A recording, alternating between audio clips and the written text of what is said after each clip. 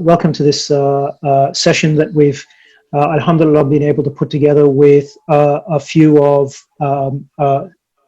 organizations in the community generally. It is a collaboration between the brothers and sisters from the Virtual Hussainiya group and a number of Islamic centers from Australia and New Zealand, in Sydney, Perth, Melbourne, Brisbane, and Auckland. And inshallah, before the meeting ends, I will make sure that all of those centers are mentioned as well. Thank you very much, everybody, for your support in bringing us together for this session. And inshallah, everybody benefits from this as well. And that is ultimately the aim of this session here.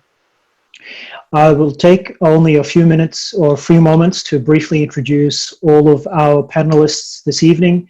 You will see a number of names or faces, perhaps, of who is co-hosting this meeting. I have two of our brothers, brother Haidar and brother Muhammad, who are helping with co-hosting and managing a few of the duties. Our panelists this evening are His Eminence Sheikh Mansour Leghaei. Sheikh, I would find it very difficult to introduce you at the best of times, and I think your reputation and the work that you've done in Australia and around the world speaks far more than what I could ever say in an introduction on your behalf. Alhamdulillah, Sheikh Mansour is well known around the world and has been an integral part of the Australian fabric of Shia Islamic centers, and has been involved in so many things over the last almost 3 decades, even though the last of those decades has been spent away from Australia and predominantly from his home in Iran. So welcome, Sheikh, and thank you for spending this time with us. Next, we have Dr. Syed Abedi, who is a GP with a specialty working in a regional respiratory clinic dealing with the Covid19 virus issues.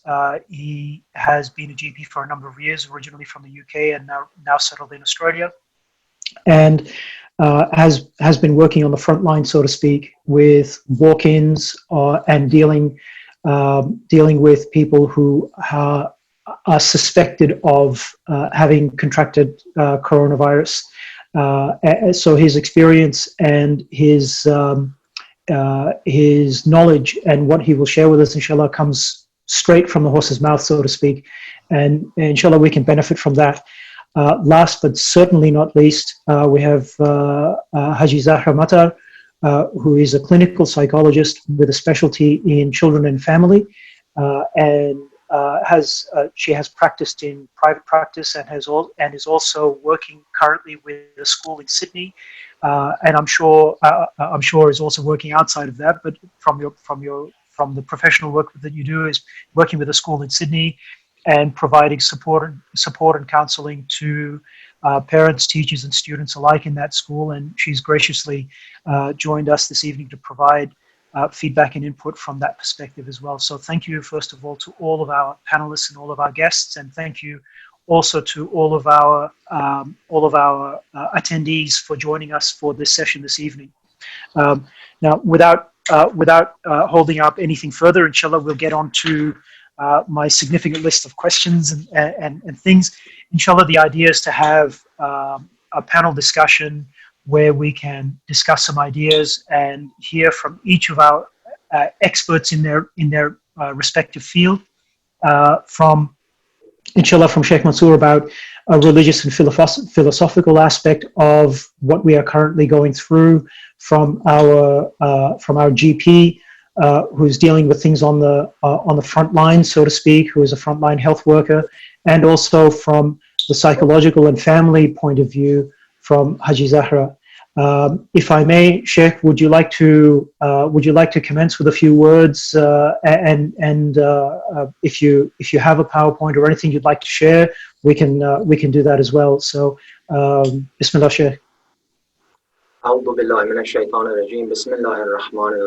Respected brothers and sisters all online, Assalamu alaikum jami'an wa rahmatullah. Thank you very much for introduction.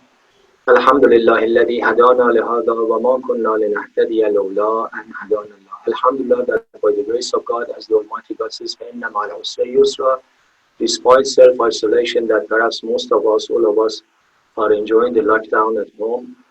We have this facility of getting connected to each other worldwide, sharing our views and news and thoughts together. Inshallah, hopefully, it will be a successful gathering. Congratulations to all of you in advance on the birth, auspicious birth anniversary of Sahib al-Asr wa Zaman, that is still these days.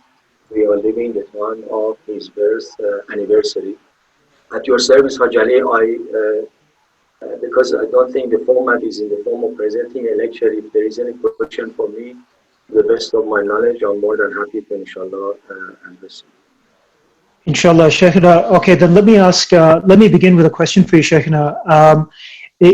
Are there any examples of where any of our Imams or Ahlul Bayt were restricted or placed in isolation? And if so, could you share some of the techniques on how they took it as something positive? For example, having more time to connect with Allah subhanahu wa ta'ala, and how we can practically implement that into our lives. Would you mind also, I know that time is brief, but if you would also focus a bit more on the philosophy of that isolation that they may have endured and in being restricted in their movement. And of course, I think the most well-known example is Imam Sajjad alayhi salam, who endured so much in the aftermath of Karbala. But I'll leave it to you to present the best example, Sheikh.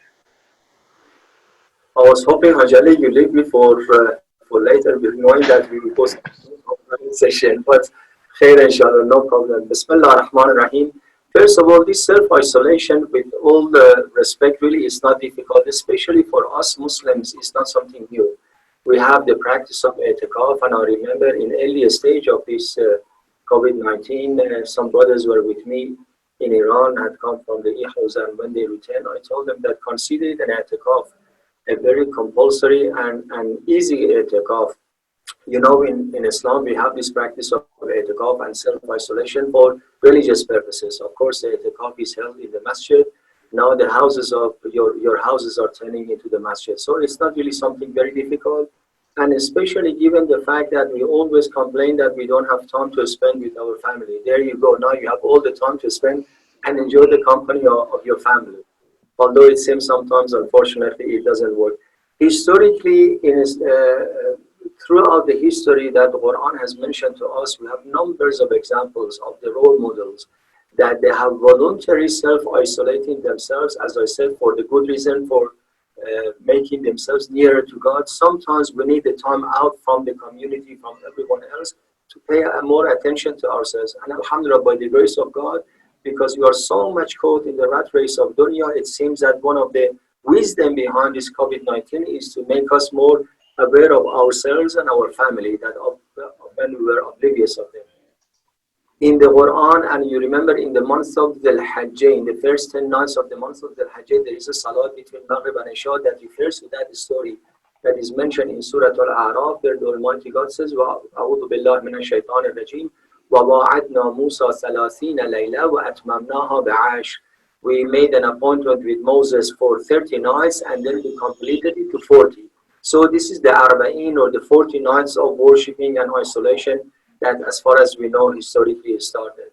The Holy Prophet of Islam, as you know, before he is officially appointed as the last and the seal of the prophets, he used to go, according to the narration of Imam Ali alayhi salam in Nahj al-Balagha, he used to go to the Mount Hira and isolate himself from the community for 40 days, 40 nights. Amir al-Mu'minin says, no one could see him, no one could hear him except me. I was the only one who was allowed to access the Holy Prophet, and I was a kid and I was taking food for the Holy Prophet. Imam Sajjad alayhi salam that you mentioned, yes, that is very correct. Historically, post Karbala event, because several times the holy city of Medina was raided by the troops of Yazid, Imam Zainul Abedin alayhi salam, along with his family, he left Medina and lived at the outskirts out of Medina in the desert, not in his comfort zone in home. In the desert, lived for years. We don't have the exact details of it. History has not mentioned it, but it says that for several years, Imam Zainul Abedin alayhi salam had a kind of nomadic lifestyle, living like nomads, in the tent, isolated, compulsory isolation from the rest of the community. Imam Kazim alayhi salam has a very brilliant dua and supplication that in other places that I've been speaking in the last 2 weeks I've mentioned. Imagine really this situation for those who find it difficult to stay at home and self-isolation and they feel bored. Really look at our role models and how the Almighty God has given extreme examples beyond our imagination. Now, as I describe it to you, try to imagine that this is your situation. That you are jailed, not in an ordinary jail, in a dungeon, meters under the ground, absolute darkness, that you have no idea about sunlight or moonlight. You don't see the sky at all. And for how long? Indefinite. For which sin you never committed, because you're talking about an infallible Imam. And indefinitely, you have no idea when you are going to be. And it's such a small place that hardly you can stand on feet to pray. Several years like this, that was how Imam Musa al-Kazim alayhi salam lived his life under the ground in a dungeon, the darkness of dungeon. Okay? Now, look at the supplication of Imam Zain al-Abidin alayhi salam. And this is a very clear example, of course, magnified example of a faith in God. How positive it makes a faithful person. Imam Musa al-Kazim alayhi salam, in that situation, he's raising his hands, prostrating to God for expressing his gratitude and being grateful to God.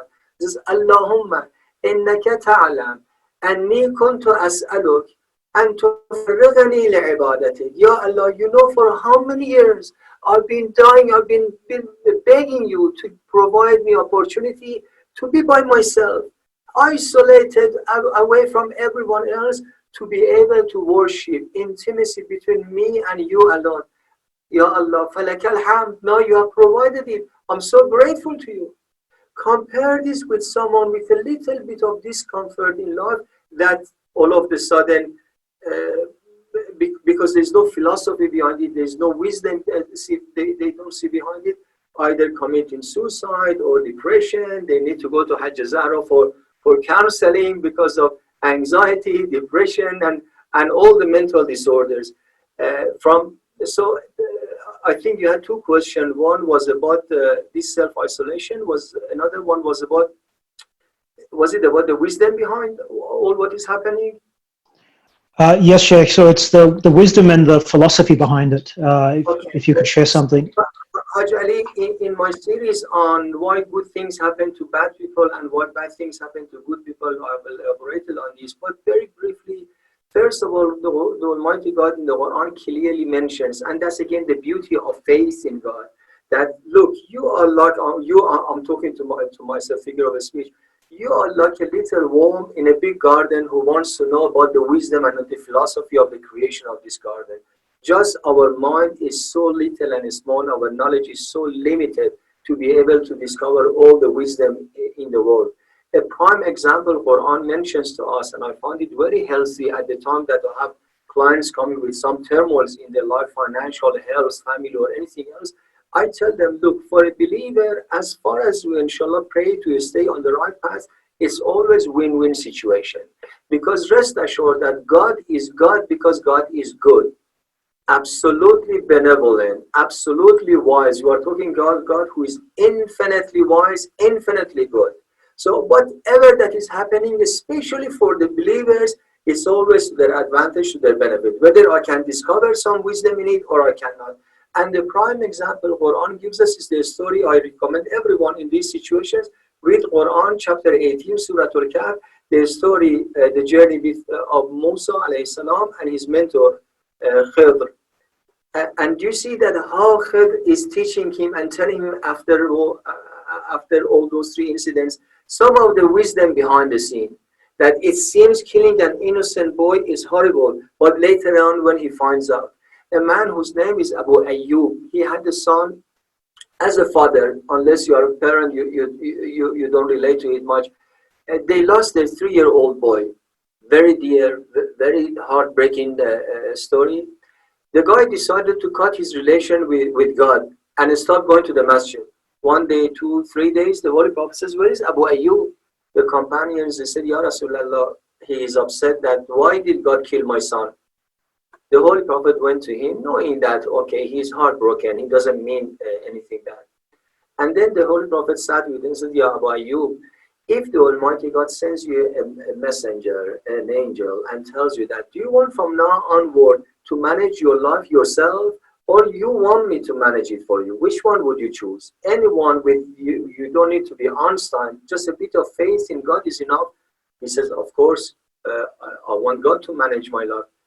The Holy Prophet says, guess what? He is already managing your life. So trust God, who is all-knowing, all-wise.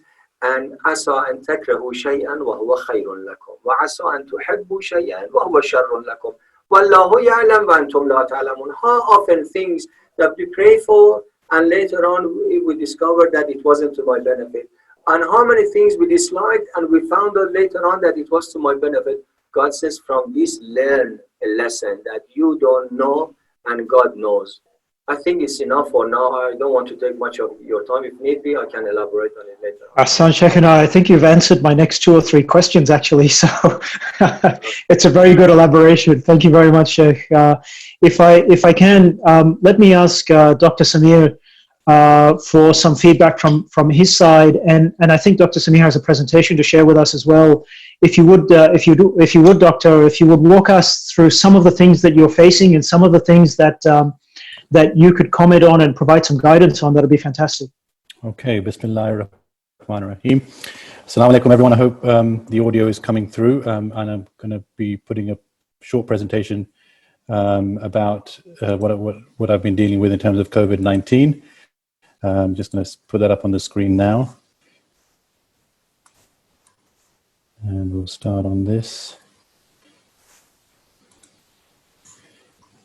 That's great, Doc. We can see that. Thank you. You can see that all?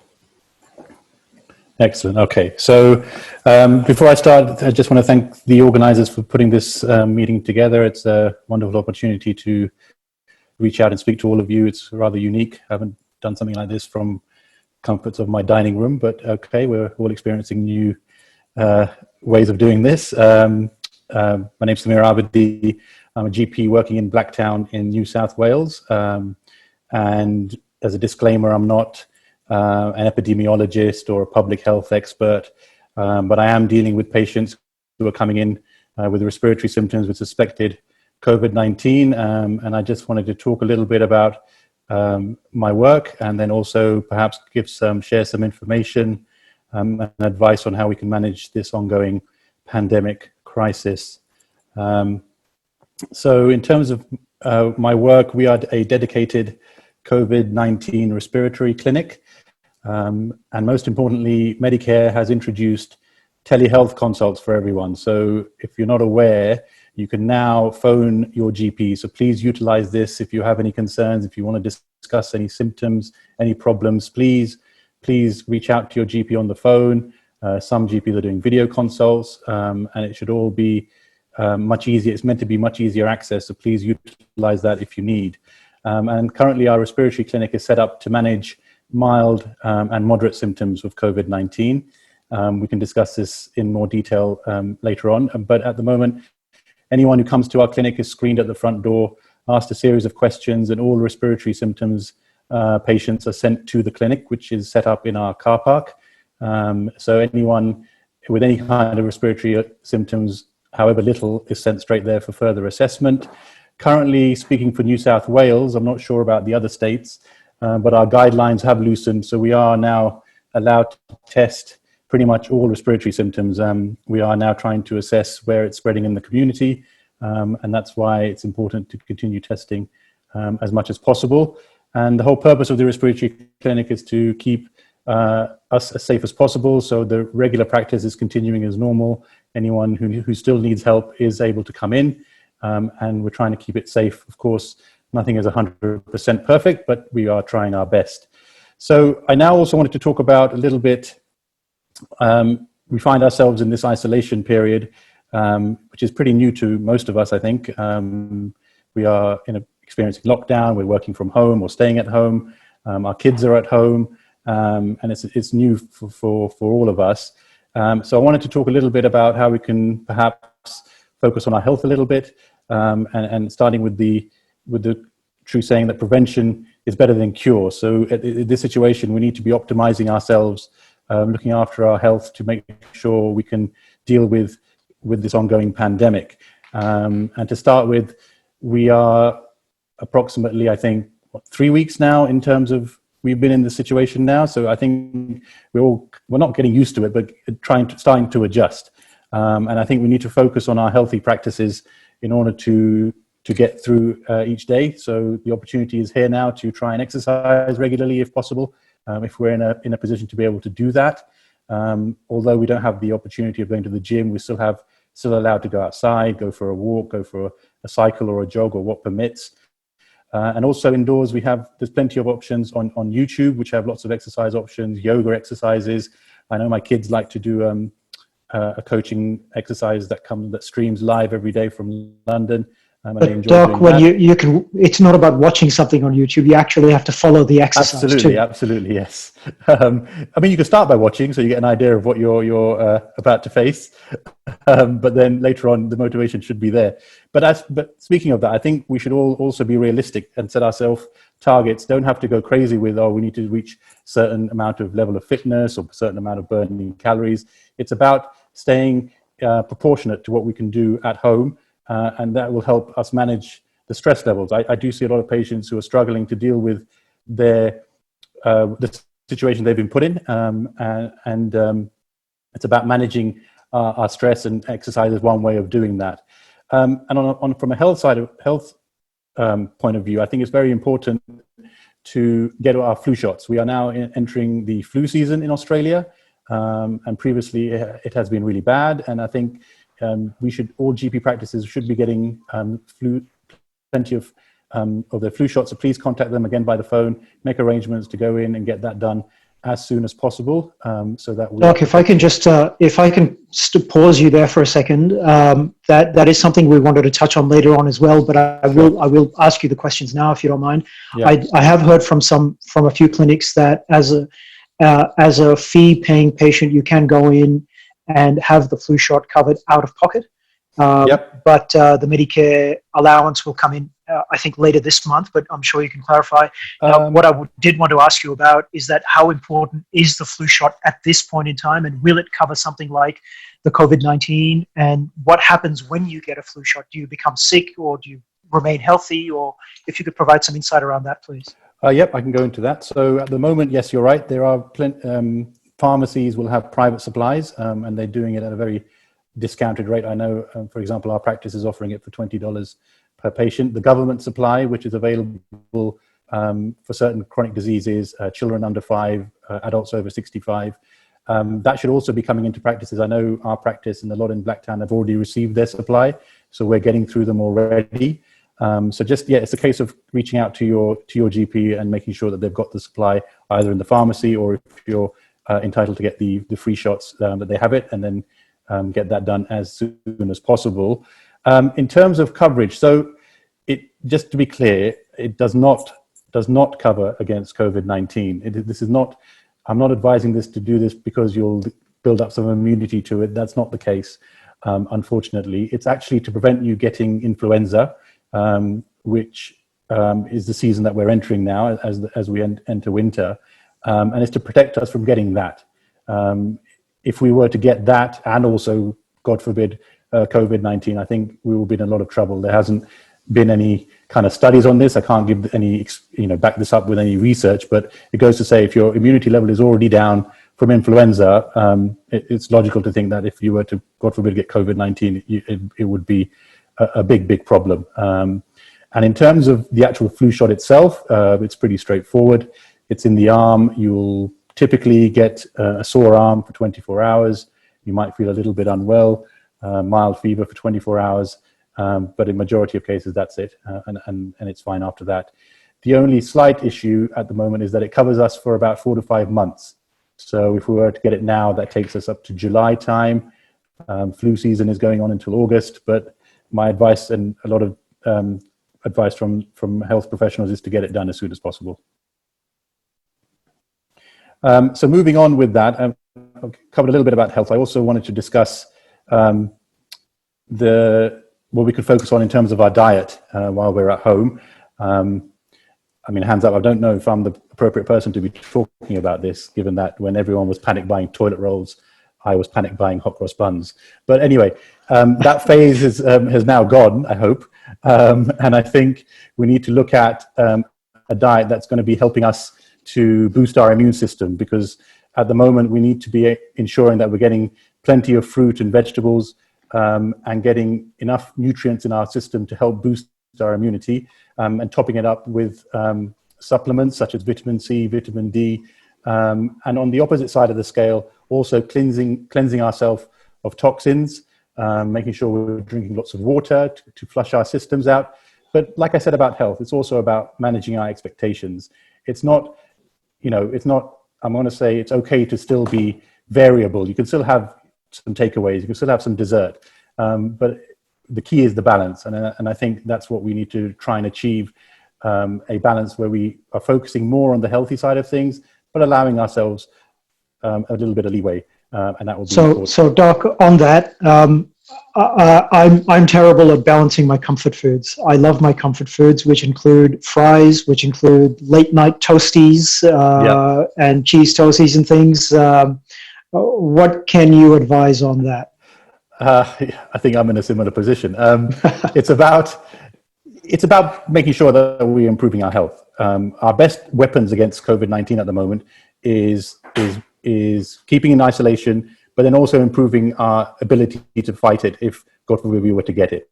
Majority of people will get mild symptoms, but if our immune system is compromised through our lifestyle, then we're at risk of more severe symptoms. Obviously, there are people who may be listening who already have certain illnesses or are immunocompromised, and they need to be speaking to their doctor about how best to manage it. But hopefully for the majority of us, it's keeping a balance and being on the sensible side. So even if we do enjoy the late night toasties or the chips, it's still working well with making sure we're doing enough within the overall diet. But yeah. I do want to bring you back to one thing that you just mentioned, Doc, and that is that you mentioned that the majority of people will have some symptoms. Could you elaborate on that a little bit, please? Because that's news to me. Not that I'm very well informed, and I'm sure that our guests would like to hear more about that, please. Yes, sure. I mean, I did actually prepare a bit about the range of symptoms for COVID-19, and I thought maybe we can discuss that during after my presentation. But I'm happy to cover that now as well. So it ranges from mild, moderate, and severe in terms of symptoms.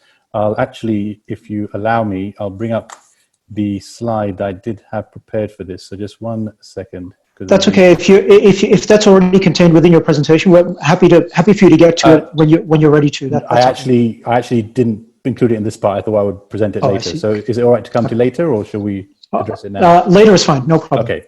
Yeah, no, I've definitely got that prepared. So if you need to go through the symptoms, we'll do that. So continuing with this bit, so the other important aspect, and this is probably the most crucial in terms of reducing the spread of COVID-19, is to maintain hygiene. So hopefully we're all aware about washing our hands, making sure that we're doing that as often as possible. I say to everyone, if in doubt, just wash your hands. And it needs to be for 20 seconds. You need to be doing it on a regular basis. It's the best way of making sure that we are reducing chances of any spread to an absolute minimum. And it's also important not to touch our faces, touch our eyes, touch our noses. And if we do, to make sure we're washing our hands straight away as well.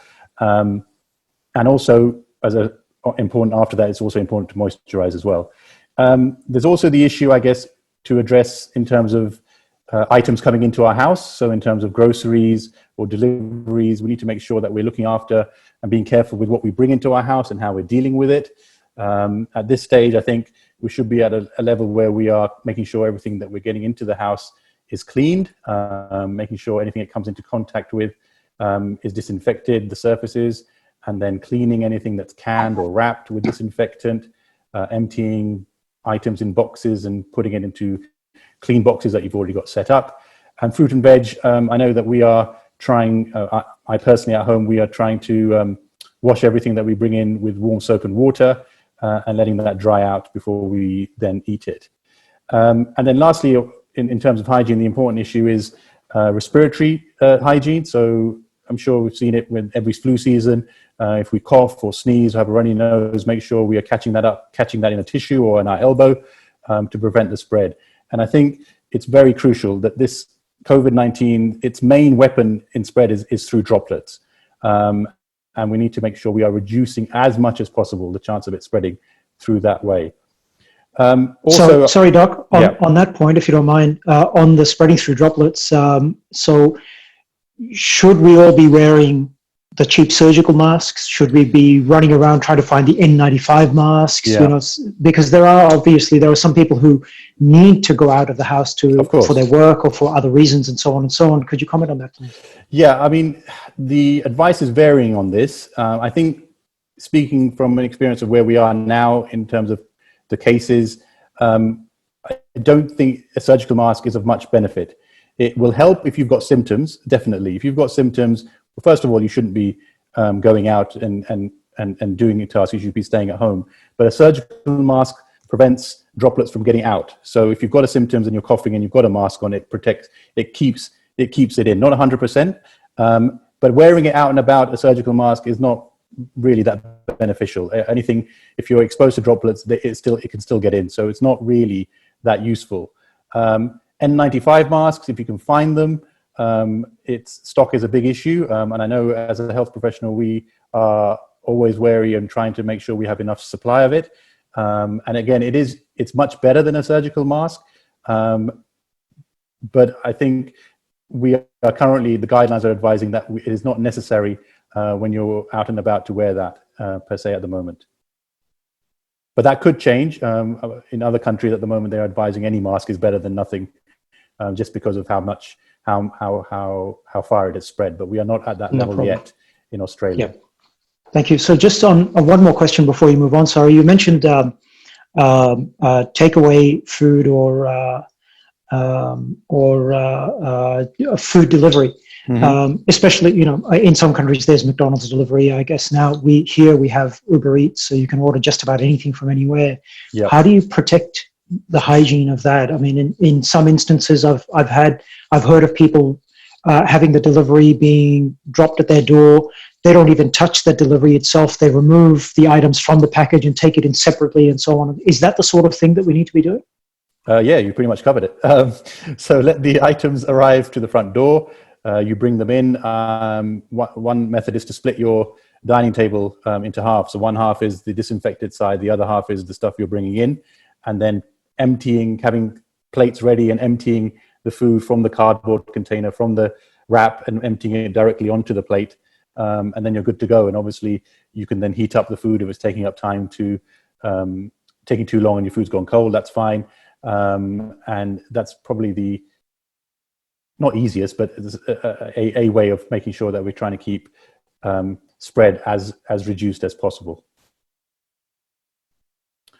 So also wanted to quickly touch on, in the next couple of weeks, we'll be entering the holy month of Ramzan. And I think for now, it's the same rules, the same advice still applies that we would give every year.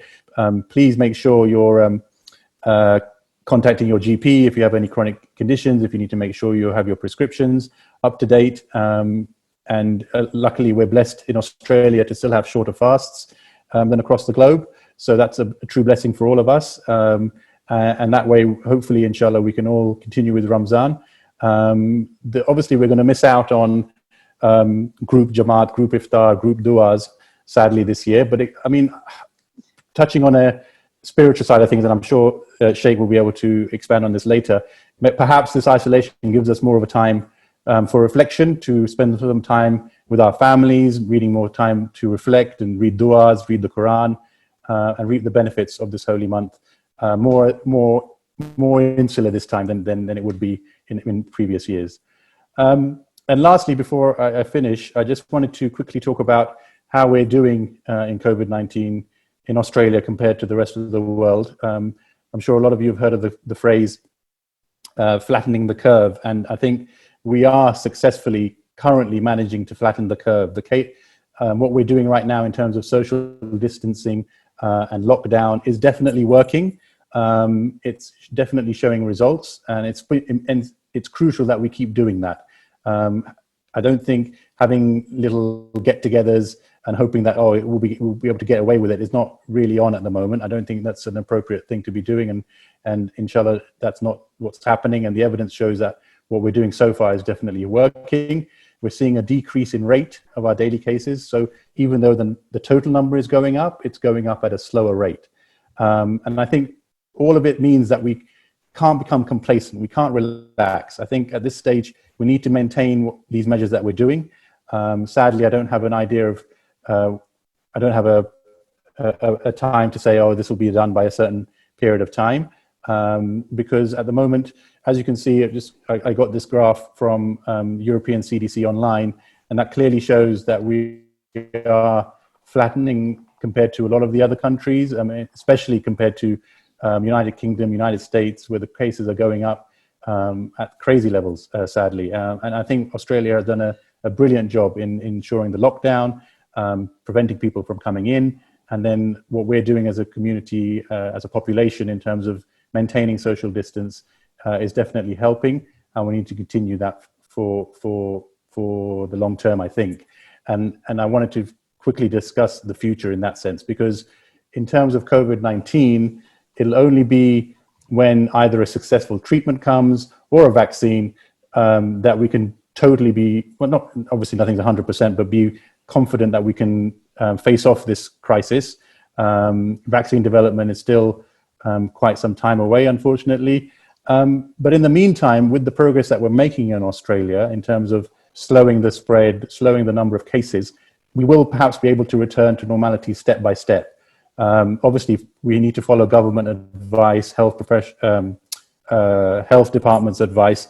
But I think slowly but surely, if the cases continue to steady and we're getting into single-digit rises, perhaps, I mean, it's just more of a thought, I guess, that eventually we'll be maybe to have a bit more time outside, for example, or a bit more gatherings of more than 2 people. I don't know. But it's going to take, we're in for a long haul, I think, and it's not a case of this is going to happen in the next month or so. And I think travel abroad, for example, is going to be not possible for some time. But on the opposite side, perhaps this will lead to long-lasting behavioral changes. Everything we're learning now is stuff that we should be doing already, really. And it's much more magnified because of the risk we're facing. So maybe in the future, I'm looking forward to hopefully in future flu seasons to be much more calm, much more relaxed, because we're maintaining our hygiene practices, staying indoors when we're unwell, and making sure we're looking after ourselves.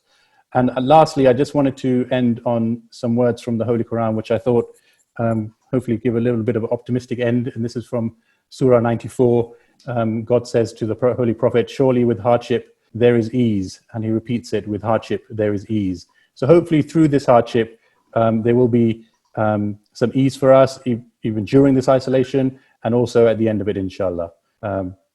That's it for now. Thank you.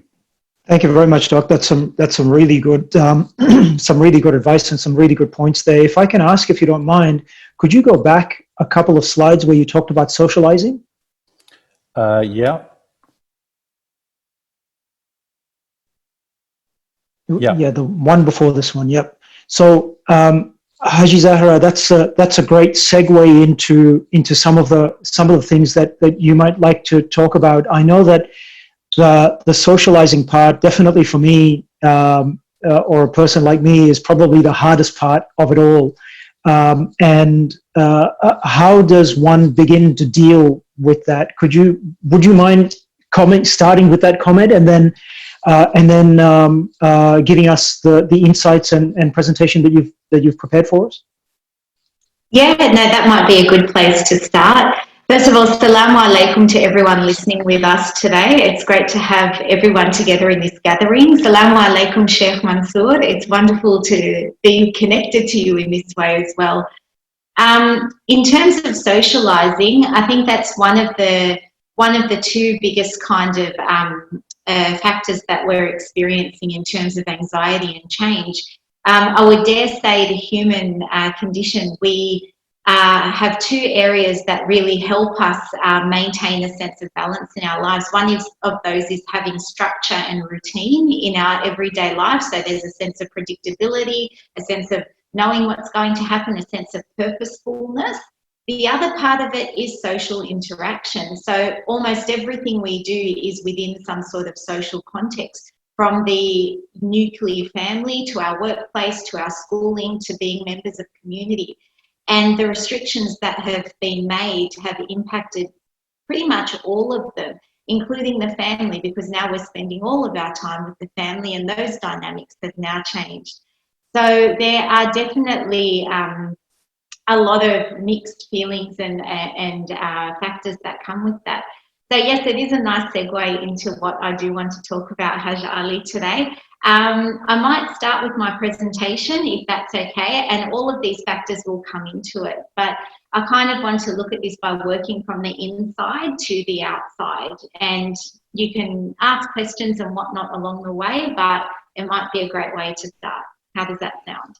Sure, I think that's great. And while you're getting the presentation set up, Sheikh, if I might ask you, while Haji Zahra is preparing that and getting it up on the screen, Sheikh, if you don't mind, could you, in some instances, I've heard of where families and groups are getting together in somebody's home and holding milad or a majalis or a celebration or something.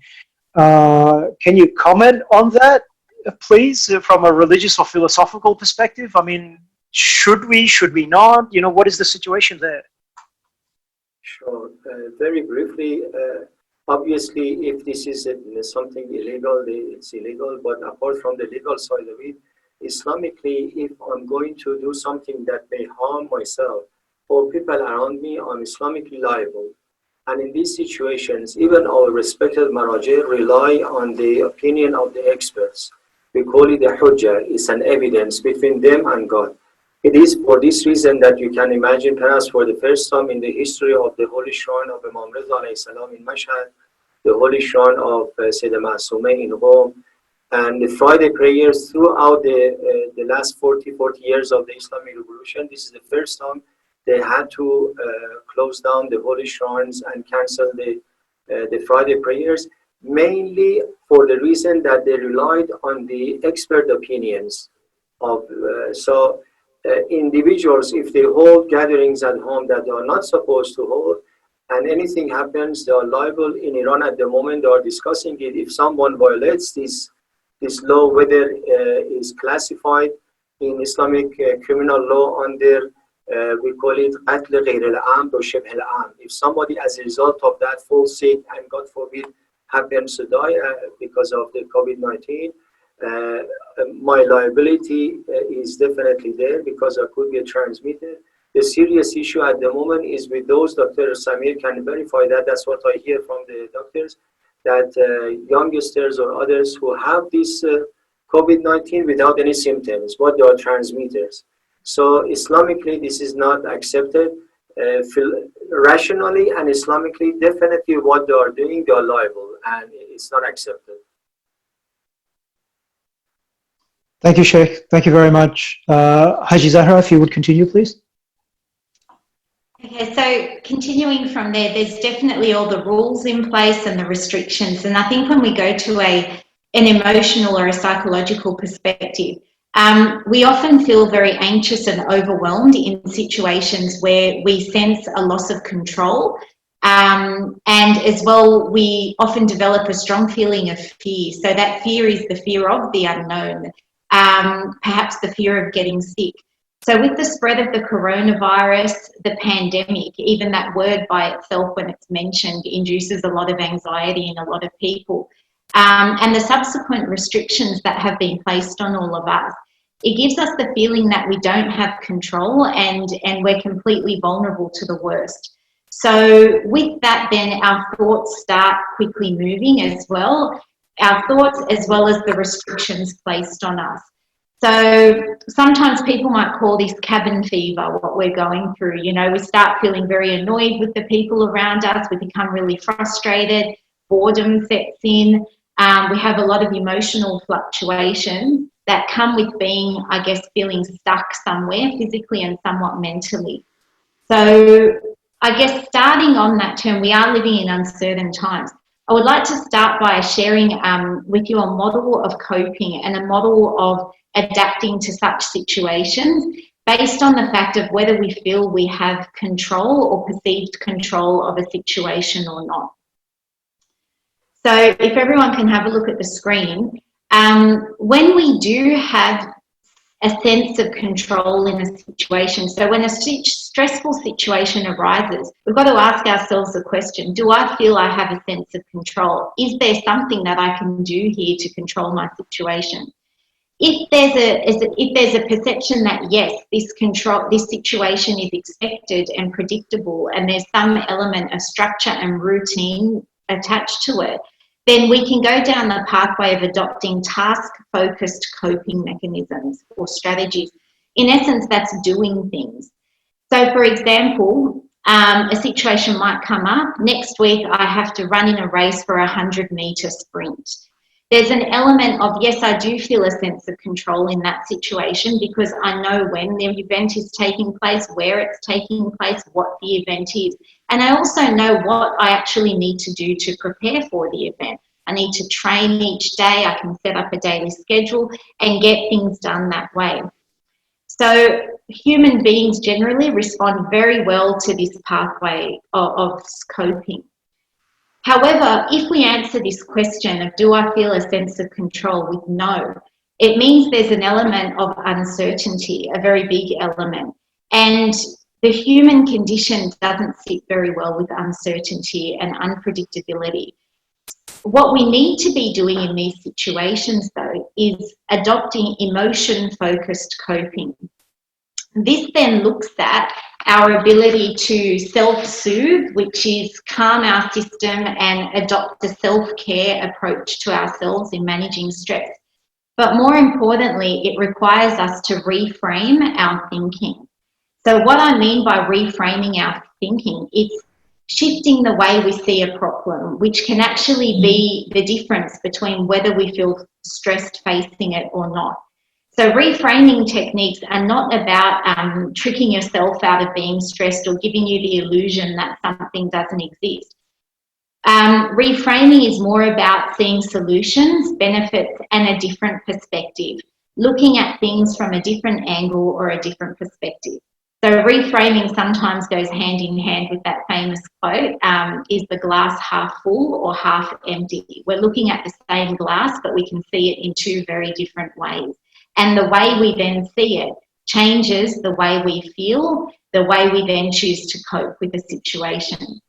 So, for example, let's take a situation from the current pandemic. We could choose to see the situation as feeling stuck, hopeless. I'm going to get sick and I could get really severely sick. I'm imprisoned. But these types of thoughts then lead us to catastrophic thinking, which then result with negative emotions, heightened stress, and the whole baggage that comes with that.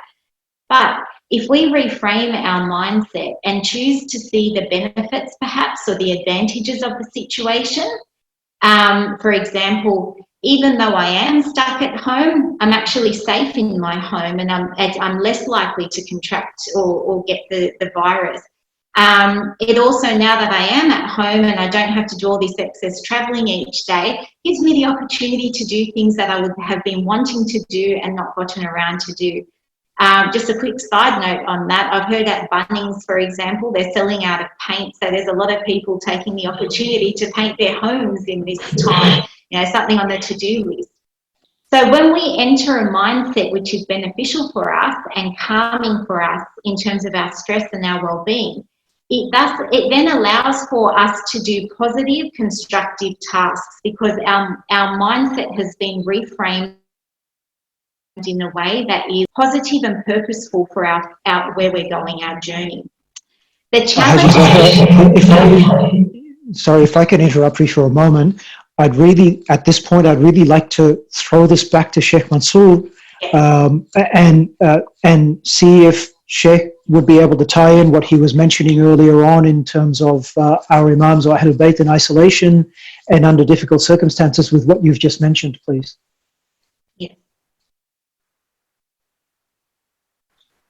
You want me to allow? to give more explanation, Ajali? Yes, if you would, if with what Haji Zahra has just said, Sheikh, in terms of how we might cope and do we feel a sense of control versus no sense of control and certainty versus uncertainty in amongst the wisdom of the hardships that God puts us under. Could you comment or elaborate a little bit more on that from the philosophical perspective? Yes, sure. You know, there is an old saying, Hajari, and everyone else, that they say, you are what you eat. I want to say that there is a deeper actually version of that, and that is you are what you think.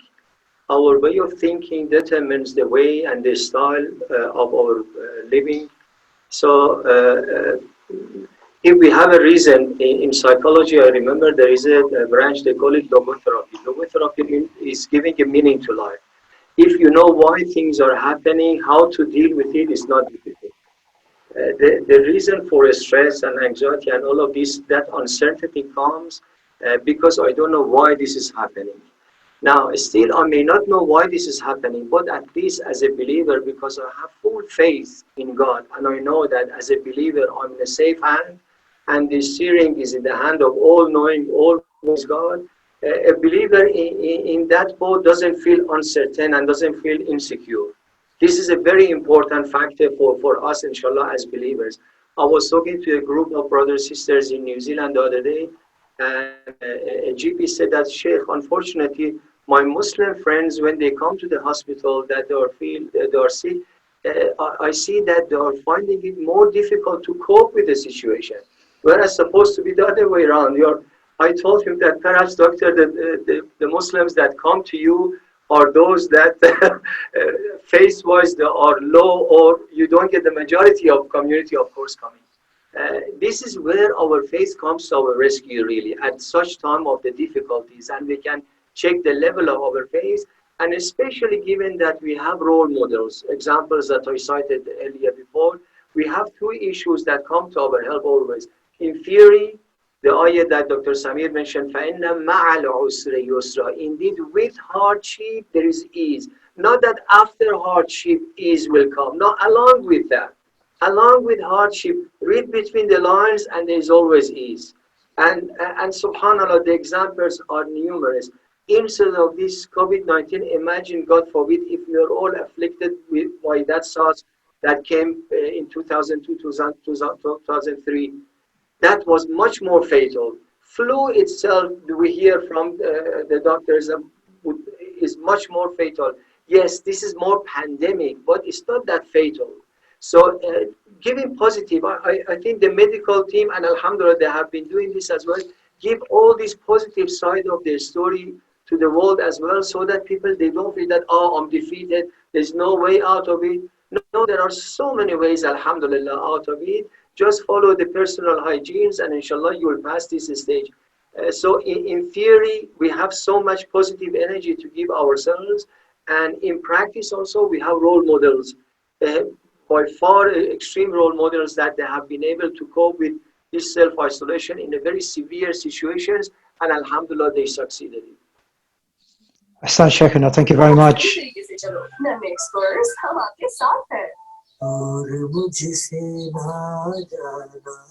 Sorry.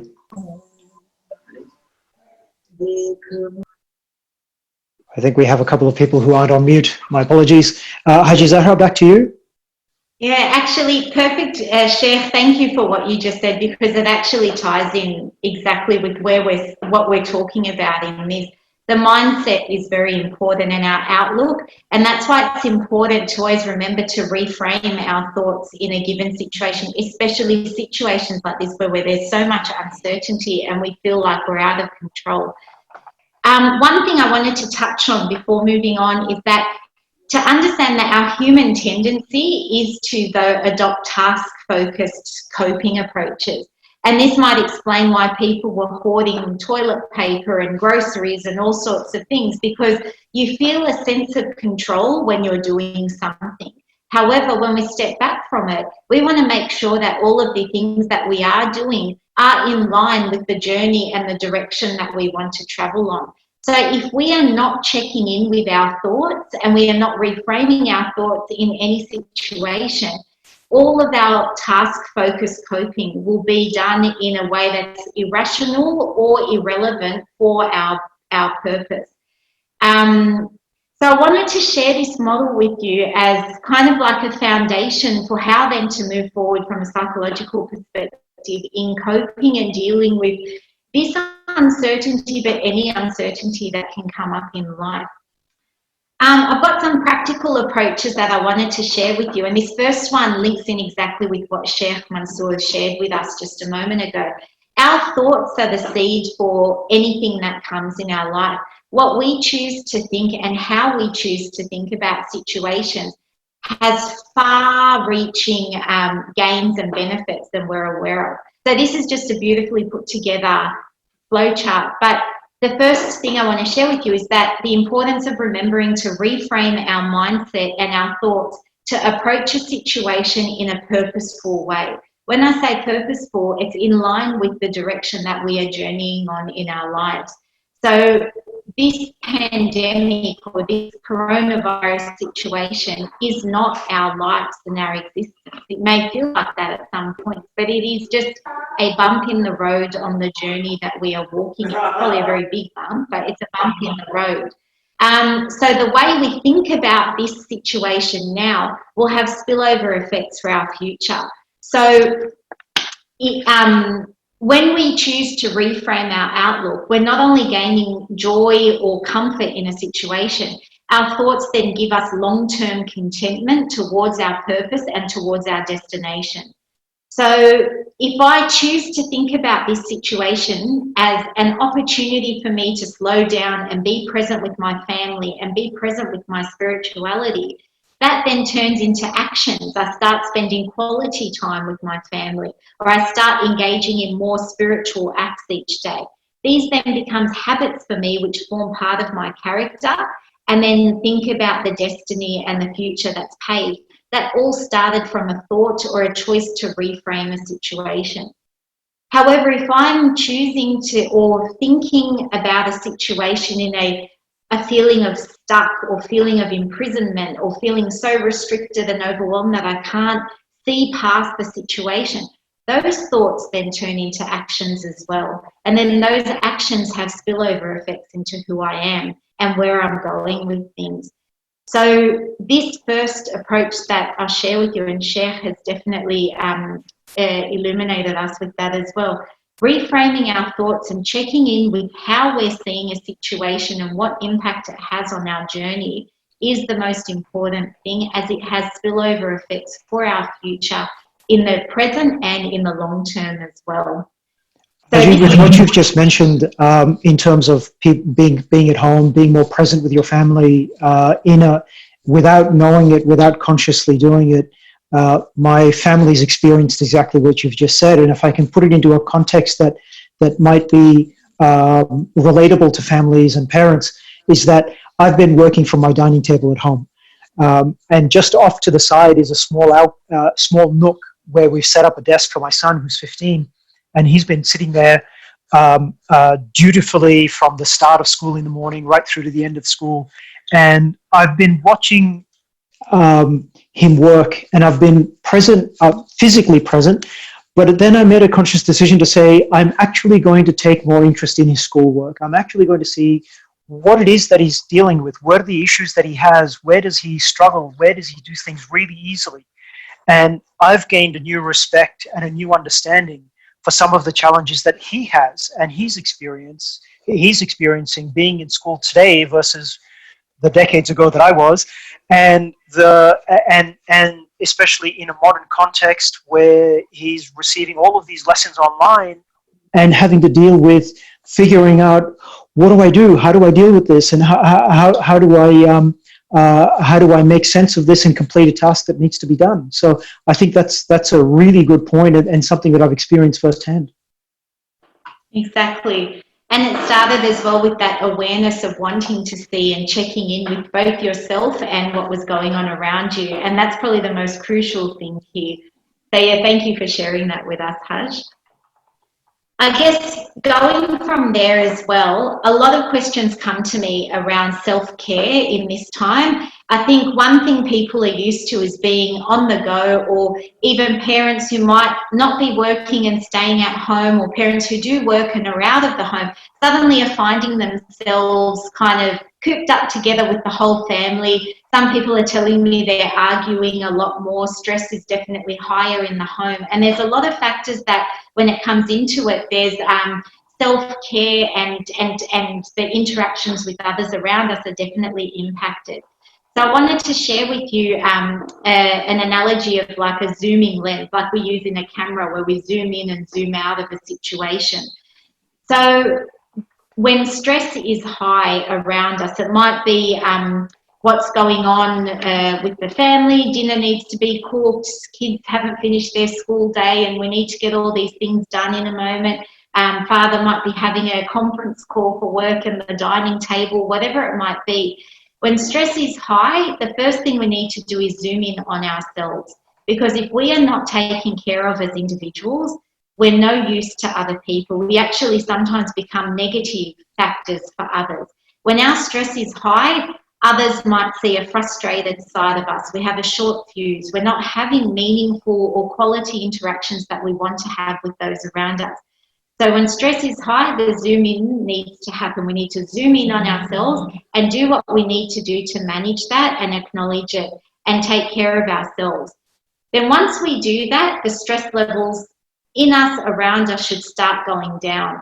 Once we notice that stress is lower, then we start zooming out again, and we can be, I guess, connecting to the family, to the community around us, or whatever else is going on there.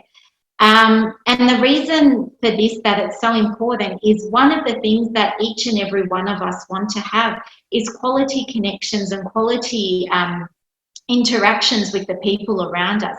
We also want to be living by our character and our principles and our values. And when stress becomes quite high, we tend to not reflect on those and we act on impulse. So it's self-care is the most important thing, and knowing yourself and knowing your stress, that awareness will help us make better choices in line with our intentions and our goal. And this goes hand in hand with our journey in life and going towards our destiny, all starting with that thought process and the awareness. So that's the second kind of strategy that I'll share with you this evening. Okay, the third one is a very straightforward one, but I'm definitely sharing it with you.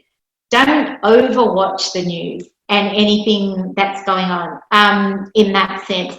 I think we need to know what's going on. It's very important for us to know what's happening in the world, the restrictions that are in place. We need to be following the law and adhering to the recommendations that we need to be following.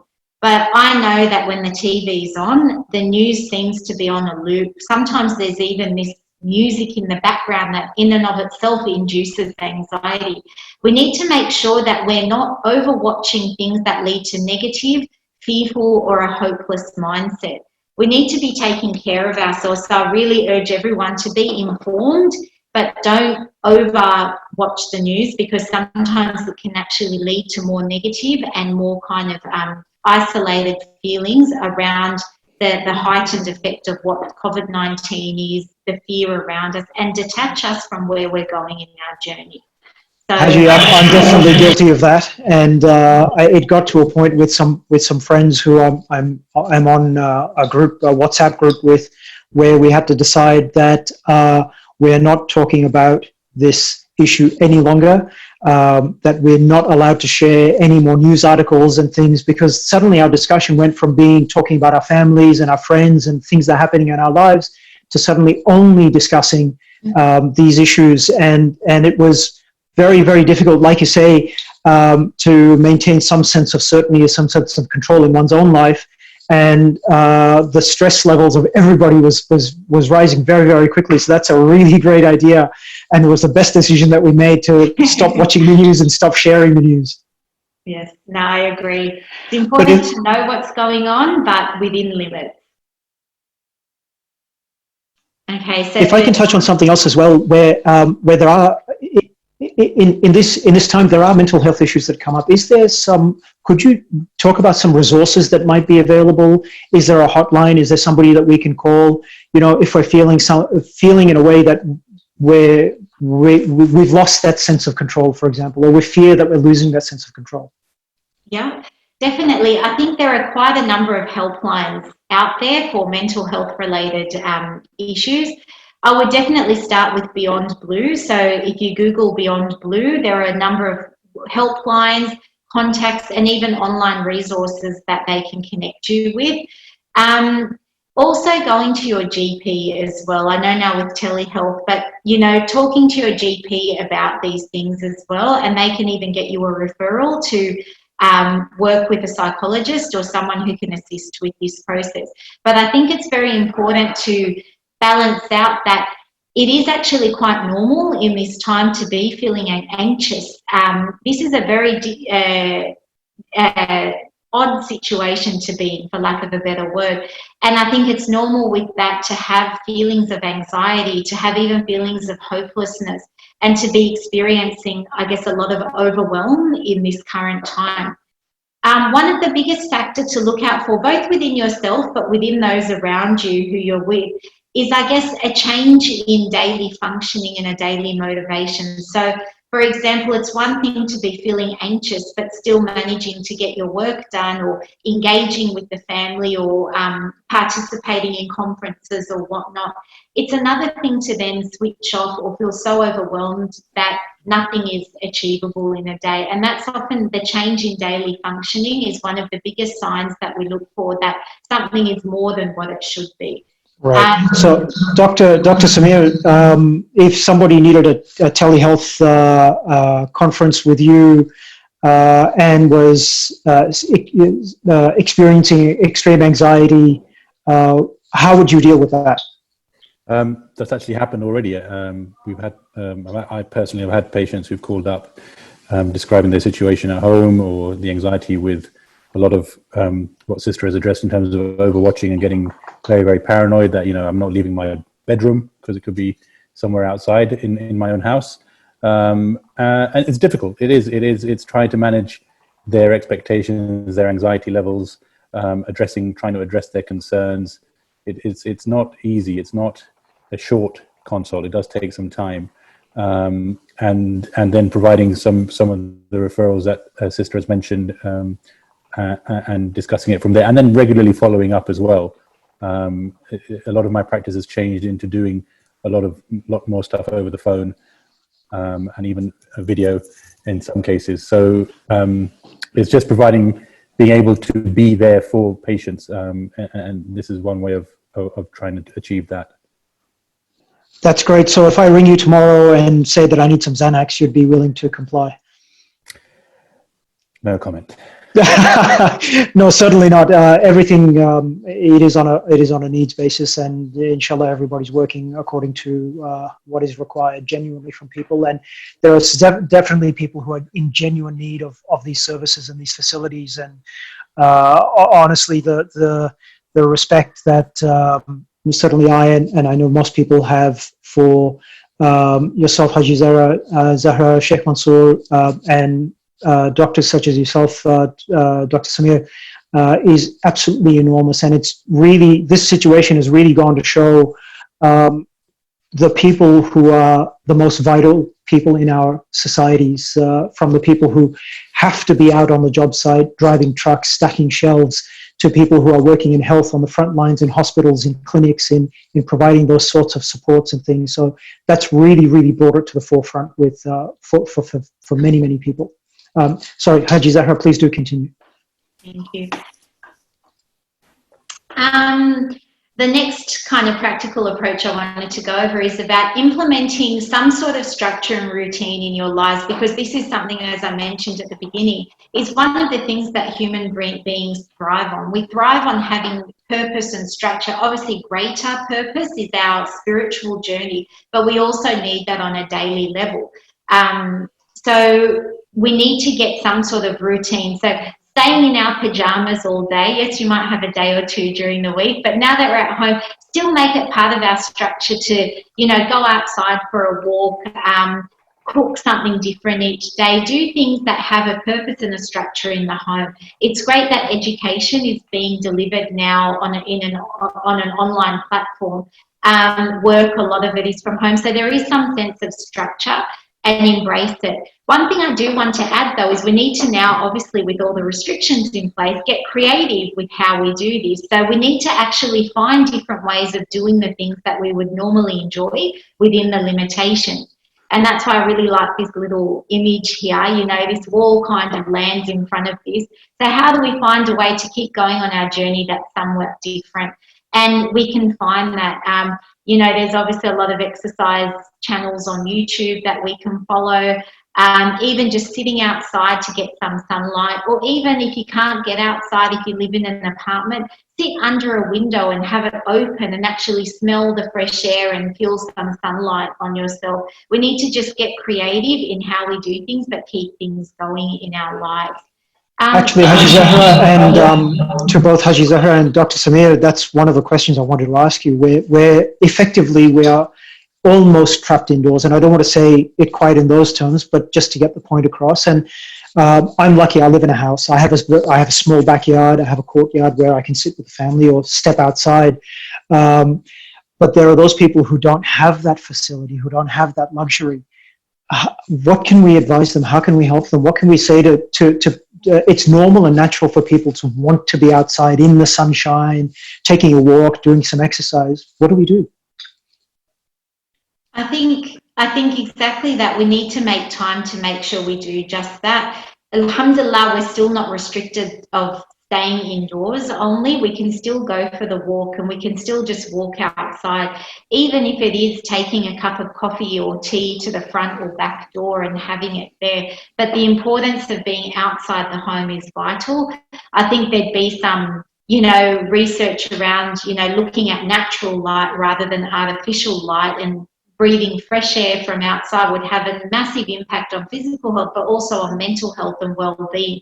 I think we need to make time and have it as part of a structure and a routine in our life. So 9 o'clock each morning, we're going for a family walk, or I'm going for a walk on my own and someone else will stay at home with the kids. We need to make sure that we put it as part of our daily routine, because sometimes we have to work in reverse. Rather than saying, I'm doing this for my benefit, kind of force ourselves to do it, and the benefit will come later as well. So we need to work both ways. But putting a structure in life and having that as part of the structure is vital at this stage, especially while we still can go outdoors and do exercise outdoors. Did Dr. Samir want to add anything to that? No, I think you've covered everything. Thank you. I would echo those same comments, really. We still are in a situation where we are able to leave the house and experience some fresh air, even in built up in the CBD or something like that. If we're staying in, we still have the opportunity to go out for a walk, and getting some of the basics right, as you've already mentioned. Inshallah, yes. Okay, so then the other part that I spoke about at the beginning was, again, human connections with others. We are social beings, and I think one of the biggest things that we, I think, feel is the social distancing. At the moment, we need to keep maintaining those connections. Alhamdulillah, things like this is an example of how we are able to still maintain those social connections. So in the home, we have physical, connections that we can have with the members of our household if we're fortunate enough to live with other people. So now what we need to be doing is spending quality time with those people. We're not so rushed in our daily lives, and we need to make sure we slow it down and ensure that time is spent together, bonding. This is even an opportunity for families to build their spiritual connection with each other, reciting dua as a family, or even doing jama'ah prayers together in the home, and really connecting, obviously from an affection point of view, a social point of view, but also a spiritual point of view, and building that way. In terms of social distancing, at this stage, I say alhamdulillah for technology, because we're able to connect with so many of our friends and family. We have Sheikh Mansour joining us in this beautiful lecture, and he's halfway across the world. So alhamdulillah for technology in this day and age. Yes, it's not the same as being there in person, but you know what? It's a very close second place, and we need to embrace it.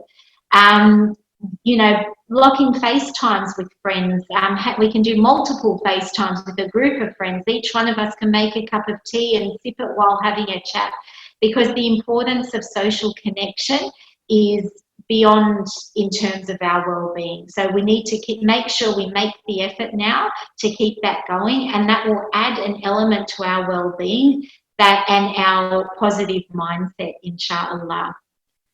So the last thing I wanted to share with you is this is a situation that right now seems massive, overwhelming, and kind of, it seems like this is all that's happening at the moment. But this too shall pass, as everything else has passed in the history of existence. And we need to, for us to be kind of successful in this journey and growing in this journey, we need to use this to connect to something bigger than this situation in isolation.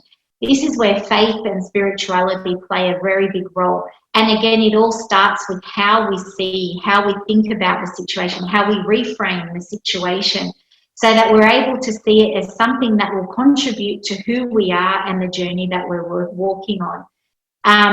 We need to remember that what's happening now is part of a bigger situation and a bigger purpose, and we need to connect to that each and every moment that those thoughts come into our mind. So let's take advantage of that. And I think on that note, I wanted to end with the goal for us in these times is to develop greater awareness and a stronger purpose, strengthen our purpose. And this will allow us, in essence, to walk and move forward even in times of uncertainty. So I like that little image there. The uncertainty isn't overwhelming this person. He's actually got it on a leash and is walking along with it. He doesn't know what it is, but he's walking with it and going down in the journey that he's traveling. So our goal here is growth in times of uncertainty, both as an individual and as a family and a broader community. So inshallah, we will all get there together, and inshallah, we will keep striving in that way for the bigger purpose. That's fantastic. That's a lovely finish to your commentary, and the fact that this person has that uncertainty on a leash, but is still continuing on with it is a great representation of how we have the opportunity to look at this situation, especially. Thank you very much, Haji Zahra. Much appreciated. I did want to share a question with all of our panelists, but well, actually, with all of our panelists, if I may start with Sheikh Mansour, though, and I'd happily invite the Dr. Samir and Haji Zahra to also comment on this, is that to my knowledge and to the knowledge of some of the comments that we're receiving on the chat, we don't have, or we're not aware of any Muslim-specific mental health support services. And traditionally speaking and historically speaking, when we've had issues within our community or within ourselves, our first port of call has usually been to go and visit our local Islamic center or our masjid, or go and speak with our favorite sheikh, or whichever sheikh first picks up the phone. You know, you've got 10 on speed dial, and whoever answers first is the one you go to. So how do we have a community. We know that we have mental health issues, and we're starting to recognize first of all, the fact that we have mental health issues, especially in this sort of circumstance. How do we begin to address those mental health issues? Sheikh, if I can start with you, and then comments from the other panelists as well, please. Well, by mental health issues, if you mean the definition of mental health issues, they need to really see the experts in that field, psychologists, psychiatrists, scholars, sheikhs. With all respect, they will be helpful, but this is a professional field and requires professional treatment and education as well. But if you're talking about this COVID-19 situation and normal stresses that usually people have, a little bit of discussion with a scholar would be very helpful. Your knowledge, your Islamic knowledge will be very helpful. Your relation with the Quran, Imam Zainul Abedi says that whenever that tabasat alaykumul fitan, when the tribulations in life is closing you, covering you, فَعَلَيْكُمْ بِالْقُرْآنِ. Seek refuge with the Quran, the word of God, because you connect yourself to eternity. Another thing that I personally find it very useful, alhamdulillah, by the grace of God, as the lovers, followers of Ahlul Bayt, we have a rich source of that, are the supplications of the Imams of Ahlul Bayt and Muslims. Open the books of dua, such as Mafatihul Janan, like in this month and the coming months of Ramadan. Subhanallah, what beautiful supplications, dua, that we have to relate and connect ourselves with Allah subhanahu wa ta'ala. These are definitely spiritual healing and very helpful for us. Dr. Samir. Ahsan Sheikh, thank you very much. Dr. Samir, would you like to add to that? Yes, I think at the moment we are in a situation where there isn't something dedicated for Muslims to contact, or as far as I'm aware, in terms of a service where they can discuss certain issues. I fully am supportive of people getting the necessary medical advice from the experts, from a psychiatrist, from a psychologist, seeing their GP to initiate that process. I mean, as you mentioned, I am from the UK, and there is an organisation there which perhaps we can get some experience or learn from, is something called the Muslim Youth Helpline, which I know is involved in dealing with people who phone up to discuss and give a little bit of advice. It's not run by health professionals, but more by volunteers who have certain training, and it's set up for people to call to discuss certain stresses or anxiety that they're going through, get some advice, and then referred on to the professionals as deemed appropriate. So something like that, I think there is definitely a space for that to be set up here in Australia, and something that we should be looking at to set up, inshallah. And I think with this crisis, it's brought that to a head in some ways, that we are getting to see, like I discussed, completely different scenarios for all of us. And something like that would be useful, and something we should be working towards as soon as possible, really. Thank you, Doc. Appreciate it. Haji Zahra, if I can put that to you, but if I can also add from a Muslim perspective, especially when it comes to something like domestic violence, could you assist us with some advice or some resources on what people might be able to do or access in terms of that, and how we know anecdotally, and those in the profession know professionally, that problems do exist. But generally speaking, it's one of those subjects that is not necessarily openly discussed. And if it is, it's certainly not being discussed enough in a manner that we can, as a community and as a society, address it and find solutions to it. I agree. I think this is something that I've heard in many different, gatherings or different community discussions, that this is definitely a need for our community. There is definitely a taboo with accessing services in the broader system, as they may not understand the cultural or the religious implications or factors that contribute to certain if it's mental health or domestic violence or relationship issues. But there's kind of two areas here. Is one, there's the individual journey, and second, there's the social kind of experience. So if we look at the social experience, it's a person's choice with regards to domestic violence, with all of those things, how they choose to address it. But within that, there is the personal growth that they can still access. And that's something that psychologists definitely help individuals with. As a community, I believe we definitely need to build networks around this. Like, I'm happy to hear that in the UK they've got a youth hotline, which is something that I would love to see come to Australia as well for our Muslim youth.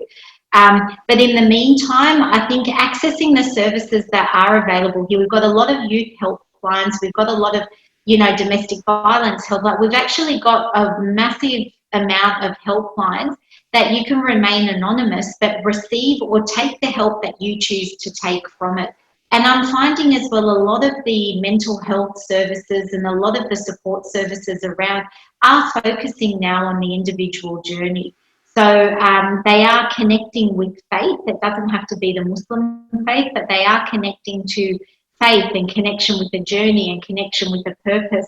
And I think when we access these services for the time until we develop more culturally and religiously appropriate services, that we are able to then at least connect with something that will help us along the way from a professional and from someone who will be able to benefit us and maybe even heal part of what we're going through. But yeah, unfortunately, we don't have the Muslim-specific services. But I think with that, just the same way with everything, when we try things and we gauge whether it's something that will benefit us or not. But the message here is access services and make sure you're connected with what you want to achieve from them and take what you only want to take from them. So inshallah, we try our best to work with what there is. But if you Google helplines, I think Beyond Blue's website has a lot of links to a lot of different helplines. It's at least a starting point for getting professional help. Thank you very much. Really appreciate that. And inshallah, those who need that assistance and that help are able to easily find that. We've noticed also a lot of comments requesting for more Muslim-specific services, as you've mentioned and as Dr. Samir has mentioned as well. And that could be something that as communities and representatives of various communities and whatnot, we can take offline and have a discussion with more people about to see how we might be able to genuinely establish these services and complement the services that are already available. Certainly there's no need to compete with any other services, but providing that to specifically to an audience and a community that is struggling, it seems, with these specific issues could reap a great deal of benefit for generations to come. But on that note, Sheikh, I want to ask you a little bit tongue-in-cheek, but also kind of serious as well. My wife has had to put up with me working from home, and every morning I come in and I set up the dining table. I pull up take an extra screen off the floor that I've got it set up there, and I put my laptop and I have my mouse and I keyboard and this and that, and suddenly I have a full office, and so she has to deal with me at home on the phone and being loud and talking to people and all of that sort of thing. And at the same time, I'm monitoring our son for the work that he's doing, his schoolwork, and so on and so on. That and due purely to me, of course, may create some friction in the household, especially between a husband and a wife. What advice do you have for me, Sheikh, in improving that? And what advice might I take on for myself first, but also perhaps suggest later to my wife about being a bit more patient with me? Yes. Ajali, a lady sent me a message that, Sheikh, when I married my husband, I was told that he goes to work in the morning and comes back late at night. Now with this Covid-19, he's at home all the time. I was not expecting this. I love my husband, but I don't want to see him all the time around because he's a big nag. Honest, really, that was the real story. Of course, I'm not talking about who the person was. Obviously, in these situations, we need to meet midway. Develop and increase the level of our understand the situation. This is not perhaps an ideal situation, and how we can work together, sit around the dinner table, come up with a strategy, somehow have a negotiation, discussion that everybody agrees on and stick to it, inshallah. Something that for myself, something for you, it's just like a negotiation. You have to give something, you have to take something on board. It cannot be always mine or hers or his or somebody else. We are especially, this shouldn't be difficult, hypothetically speaking, shouldn't be difficult, because I'm talking and making a deal with my dear family members, those nearest and dearest to me, supposedly. She's my wife and my kids. And if I cannot really develop my social family skills in coming to a common term with my immediate family members, I have a serious issue here. I really should question myself. I have a serious issue here. I believe that. Well, first of all, I believe I have a lot of work to do in that respect. And it's a very valid point that yourself and also that Haji Zahra have made in terms of, in these times, it's very challenging to maintain and improve family relationships because now we're more or less all stuck at home. And it's really forcing us to evaluate who we are as individuals where we fit into how we fit into the family dynamic, and reassessing who our partner is, our wife, our husband, our children, and really getting to understand their own personalities in a way that we haven't had to do that before. And that can be equally rewarding and challenging at the same time. And I speak from my own perspective about myself first. But really, just to cap that off, from my experience and spending the time at home, especially being more hands-on with my son and his schoolwork and being more engaged with him on a day-to-day basis, I think it's really improved how we communicate and the relationship that we have. And I think there's now a better mutual respect between the two of us as well, of the different things that we have to deal with, and understanding that we have these challenges that we wouldn't normally see if we hadn't had that time together in the one place. So also, we have been, as we've been going, we've been addressing some of the questions that have arisen on the chat as well. Inshallah, our aim is to place a recording of this session online. We're just not sure where online we will be placing this, but inshallah we will advise everybody once it is placed online, and of course with the permission of our panelists as well. It's been a fantastic session. We've really pushed the boundaries of time on this, but I think it's been absolutely invaluable, the sort of information we've received from our three fantastic panelists. My sincere thanks to Sheikh Mansour Leghaei, all the way from Iran, Haji Zahra, all the way from southern Sydney, Dr. Samir Abedi, all the way from northwestern Sydney, and of course the organizations who have collaborated to bring this session together: the Virtual Hussainiya, Imam Hussain Islamic Center, Imam Hassan Center, Ahlul Bayt Islamic Center, the Sydney CBD Juma Group, Islamic Shia Council of Queensland, the 12er Group in Perth, and the Islamic Ahlul Bayt Foundation of New Zealand. Thank you so much for all of your support and for allowing us to bring all of this together. Also, thank you to all of the people who have taken so much time out to come and attend this session. Inshallah, you've really benefited from it. I know personally that I have, and inshallah we will have more of these sessions in the near future. So keep an eye out, and we hope to see you all again. Again, sincere thanks to all of our panelists. It's been absolutely fantastic.